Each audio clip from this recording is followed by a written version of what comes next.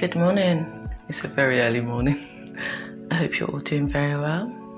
As promised, this is the second part to my video, how to recognize when you're in a karmic relationship. If you haven't listened to that one yet, it might be of relevance of some kind. It might put this one in perspective, or you can do it whichever way you want. So to start with, I'm going to, it's a bit lean, isn't it? Sorry. So today we're going to talk about what actually is a soulmate relationship. Let's start with that one. I believe they are people that we are naturally drawn to, possibly lifetime after lifetime, because these individuals are part of our soul tribe. We're not talking necessarily just romantic partners. They could have been your mum, they could have been your child, your sister, your arch enemy back in the days, and maybe you've got some unfinished business, and if the previous encounter wasn't great, so because it didn't work out so well, you might have decided or chosen to, before you came onto this plane, to relive further lifetimes together. And our souls go in search of the other to see if we can connect and hopefully make a better job this life. I think we have a preordained contract in the romantic sense. Maybe it's just me romanticizing it all, but that's what I believe. I think it's all preordained and a lot to do with unfinished business. Sometimes you meet again, sometimes you don't connect. But if you do meet somebody that does feel very familiar to you, they may have been a soulmate in another lifetime. These are the various ways you can recognize your person when you come across them. First thing is, they fit. You don't have to be anyone else with them. They accept you for who you are. They tend to come into our life without any real major demands on us. They stick around regardless too. If it's like, say for instance, a guy that's trying to get with you, wants you to be his romantic partner, and you decline or something in that vein, they still manage to want to be around you, just stay in your life and you in theirs. And for some reason or the other, you just accept that and they accept that. I've been there. But also the other thing I find with soulmates is they tend not to be the kind of people that get our pulses racing. We might not necessarily feel instantly drawn to them romantically. Often enough it's because they don't really come with any drama, which can be dull in some people's eyes, but yeah. We'll find that it doesn't really take too much effort to really get on with them. We tend to have really harmonious encounters without too many conflict. Wow, what a difference a couple of decades of maturing makes. I can distinctly remember 2 or so people I encountered back in the days that were probably my soulmates. Oh well, lesson learned, finally. They feel like home. Whenever you're around them, you feel really comfortable and they feel like you're just coming home. Yeah, and even their imperfections can feel almost like a blessing in some cases. So you can easily overlook them and look past them. You feel secure in yourself, and you don't have to feel that you have to put on any pretense within that connection. It's the same scenario with friends. This isn't necessarily just about romantic soulmates. I just thought I had forgotten my mic. These are, it happens in soulmates with friends also. It's because your souls are one. And said by many that our souls are all connected, or we share the same soul when we're part of a soul family. And yeah, they also become, you'll find that they're also the most forgiving people in your life that won't take anything you say too much to heart. Also, because of the strong connection soulmates have, there's a type of telepathy that is similar to what twins have that takes place, and this is what some people call twin flames. You might have heard of the twin flame journey, right? Don't get me wrong, not all soulmate relationships are twin flame. Twin flames are often romantic relationships. They're supposedly two halves of a soul that are searching for each other. And they most definitely do have past lives together. And that's the interpretation of a twin flame relationship. And unfortunately, your twin might not necessarily be the best thing for you.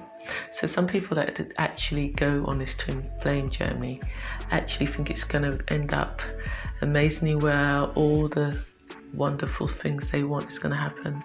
But often after, your twin flame is there to highlight your shadow self and all the things that you don't necessarily want to confront within yourself, because your twin will more than likely mirror that to you and bring it to your fore. That's if you meet your twin, of course. I'm yet to meet mine, so I'm not necessarily speaking on experience, but this is what I've read, and this is what actually resonates with me. Soulmates tend to feel very secure in one another, and things like jealousy don't come around too often. They tend to make a firm commitment to each other, stay faithful, committed, and have a vision of the long haul in mind.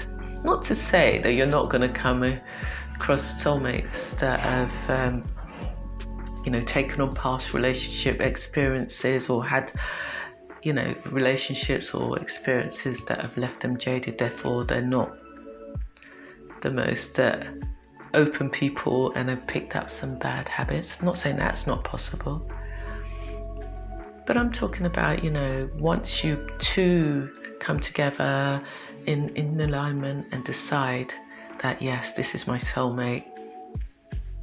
It's almost like you make a decision that this is the higher level love that you're actually looking for, and that more than likely you're not going to find anything like this ever again. Therefore, you'll be more committed to making the commitment, and the evolution that take place in that relationship will fulfill the kind of things your soul is calling out for.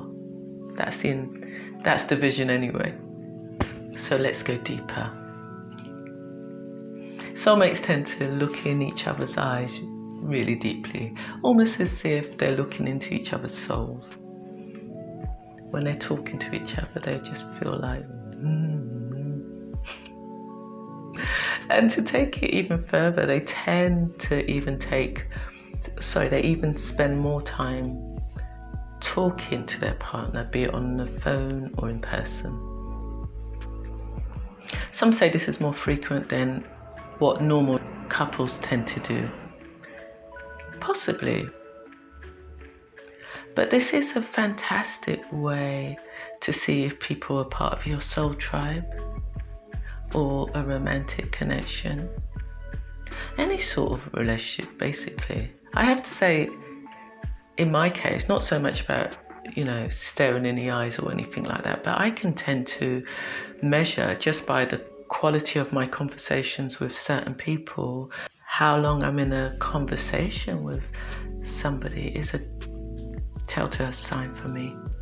I find that if I'm engaged and I can talk with somebody forever and it doesn't feel strained or like it's problematic or those awkward silences, I always find that these are the people that really touch my soul, therefore are more than likely a soulmate, or we have some kind of soul contract. All the people I recognize as being part of my soul family have that thing in common. The one thing I always recognize is we all can chat for England. We can sit on the phone forever or be in person. Yeah, hindsight is great. I'm so glad I know all this stuff now. Because it's quite ironic. My lengthiest relationship, without saying too much, it wasn't one where there was a high content of conversation. It wasn't that talking for hours sort of scenario or anything like that. But yet, that was what I suppose you might be trying to fight for, to try and get to take your relationship from what it is to a place where you can have that kind of connection. You're trying to create that connection that you might be having with some of your other people. What does that say about me and my judgment to love? How to recognize a divinely guided relationship transcends anything we can really put into words, to be quite honest. And I believe it's more about something you feel on an energetic level.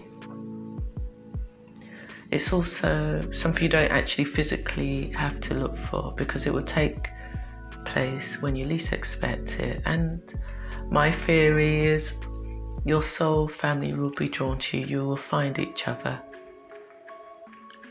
But I will close out by saying we will always attract who we are, whether it's a soulmate or a karmic relationship. No matter what it is, we'll attract what we're vibrationally matched to. So the importance is for us to continue to do the work, grow, expand, and in doing so, we'll attract and draw to us somebody that meets us at the standards that we presently hold, where we are at present. At the level we are vibrationally, not as the person we were, the less evolved versions of ourselves that may have once upon a time, had a different aspect or different aspiration as to what they wanted in their life. Work on that person constantly, cultivate that person, speak nicely to that person, and rest assured, you will, as a result, bring into your world somebody that also appreciates those things about you, and also somebody that holds the same goals. Yeah, it's great. I'm looking forward to my twin flame journey. Anyway, I'm going to leave that there. So if you like that, please like, please share, please join, all that great stuff. And yeah, I'll see you for the next video. Namaste, my people.